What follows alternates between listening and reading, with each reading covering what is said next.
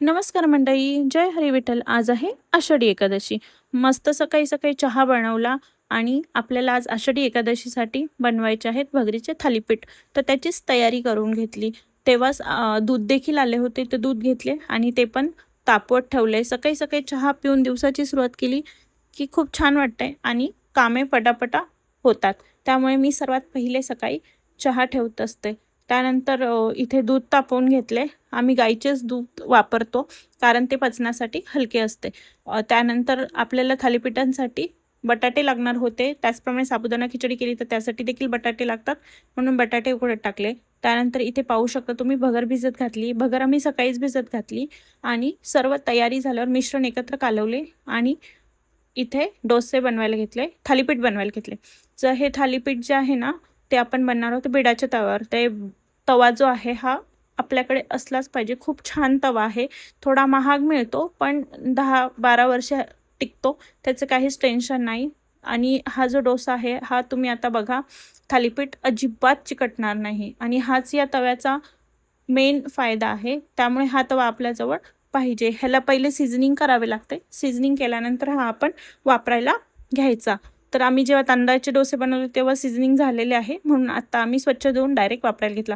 तुम्ही बघू शकता इथे थालीपीठ अजिबात चिकटले नाही आहे. तर असे छान थालीपीठ होता. व्यवस्थित प्रॉपर शिजतात, भाजले जातात. म्हणून आपण हा बिडाचा तवा नक्की घेऊन बघा. ॲमेझॉनवर पण अवेलेबल आहे. मी ॲमेझॉनवरूनच घेतलेला आहे आणि माझ्या मिशो हॉल व्हिडिओमध्ये दाखवला आहे. तर आज आपल्याला बनवायचे आहेत इथे लाडू. तर हे लाडू पौष्टिक आणि आरोग्यदायी लाडू आहे. इम्युनिटी बूस्टर म्हणून तुम्ही रोज एक लाडू खाऊ शकता. यासाठी काजू, बदाम हे साहित्य घेतलेले आहे. त्याचप्रमाणे मखाने घेतलेले आहे. नंतर आपण खारीक पावडर घेतलेली आहे. त्यानंतर यामध्ये आपण घेतोय खोबऱ्याचा किस. खोबऱ्याचा किस तुम्ही रेडीमेड घेऊ शकता किंवा आपला खोबऱ्या किसून देखील खोबऱ्याचा किस वापरू शकता. त्याचप्रमाणे डिंक घेतलेला आहे. जर प्रेग्नन्सीमध्ये खात असाल तर डिंक घेऊ नका. त्यानंतर आपण जे गाईचे दूध घेतो त्याचेच मस्त असे रवेदार तूप आहे. हे गाईचे तूप पण घरीच बनवलेले आहे. तुपाची रेसिपी देखील आपल्या चॅनलवर अवेलेबल आहे.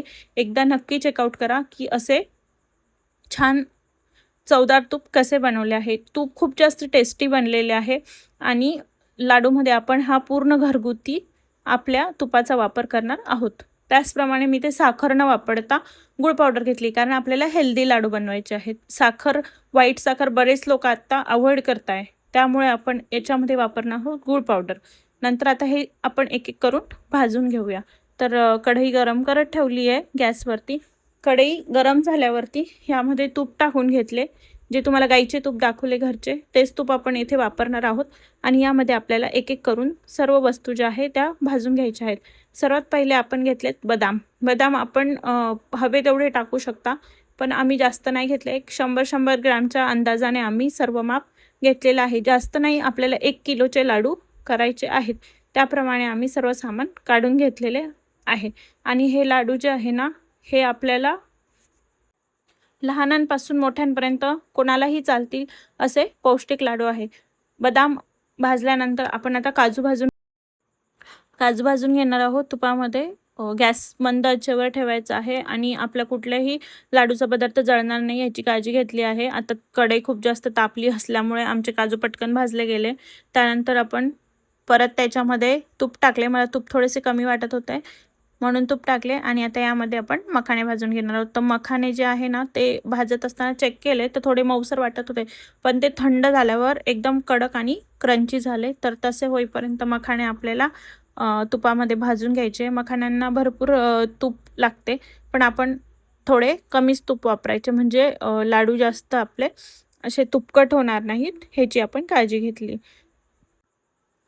तूप इथे पूर्ण सोकले गेले होते, त्यामुळे आम्ही अजून थोडेसे तूप ॲड केले यामध्ये आणि परत व्यवस्थित भाजून घेतले तुपामध्ये. मखाणे भाजल्यानंतर आपल्याला याच्यामध्ये भाजायचे आहे खोबरे. तर खोबऱ्याला ऑलरेडीच तेल असते, स्निग्ध पदार्थ आहे खोबरे, त्यामुळे ह्यात तुपाची गरज नाही. आपण खोबरे डायरेक्ट भाजणार आहोत. तर सर्व खोबरे कढईमध्ये काढून घेतले आणि हे देखील भाजले. जे खोबरे असते ते लवकर भाजले जाते, त्यामुळे आपल्याला खोबरे जळणार नाही याची काळजी घ्यायची आहे. आणि पटपट हलवायचे आहे, म्हणजे खोबरे जळणार नाही. त्यानंतर परत एकदा तूप ॲड करून घेतले आणि आता आपण यामध्ये डिंक टाकणार आहोत. तर जसे बाकी पदार्थ भाजले तसे आपण आता यामध्ये भरपूर तूप घेतले आणि डिंक देखील आपण यामध्ये आता टाकणार आहोत आणि व्यवस्थित भाजून घेणार आहे. तर काही वेळेस आपण प्रेग्नन्सीमध्ये हे लाडू खायचे असतील तर डिंक अजिबात चालत नाही, तेव्हा डिंक टाकू नका. डिंक स्किप करा आणि बाकीच्या पदार्थांमध्ये तुम्ही सेम प्रोसिजरने लाडू बनवून प्रेग्नन्सीमध्ये देखील खाऊ शकता. हे लाडू जे आहे हे बाळंतिणीसाठी विशेष करून पौष्टिक आहे. दूध वाढण्यास देखील मदत होते आणि इम्युनिटी देखील वाढते. त्याचप्रमाणे शरीराची जी ताकद असते ती भरून काढण्यासाठी उपयुक्त आहे. तर आपल्या इथे डिंक देखील भाजून झालेला आहे. डिंक असा फुललेला आहे व्यवस्थित. आता आपण यामध्ये तूप टाकून खारीक पावडर जी आहे ती भाजून घेणार आहोत तुपामध्ये. व्यवस्थित न जळू देता आपण काळजीपूर्वक खारीक पावडर देखील भाजून घेतली. खारीक पावडर देखील लवकर भाजली गेली होती. काळी खारीक देखील वापरू शकता, आम्ही पिवळी खारीक आणली होती. त्यानंतर इथे आपण घेतलेले आहे आता रवा. 1 वाटी रवा घेतला आहे, अर्धी वाटी आणि 1.5 किलोच्या आसपास पीठ घेतलेलं आहे गव्हाचे. तर आपल्याला आता हे देखील चांगले तुपामध्ये बराच वेळ भाजून घ्यायचे आहे. जेवढे चांगले न जळू देता भाजून घ्याल तेवढे आपले लाडू जे आहे ते टेस्टी बनणार आहेत.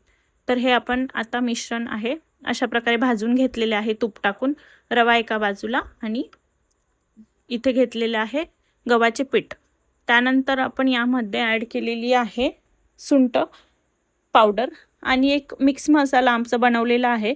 त्याची देखील रेसिपी मी चॅनलवर नक्कीच लवकरच शेअर करेल.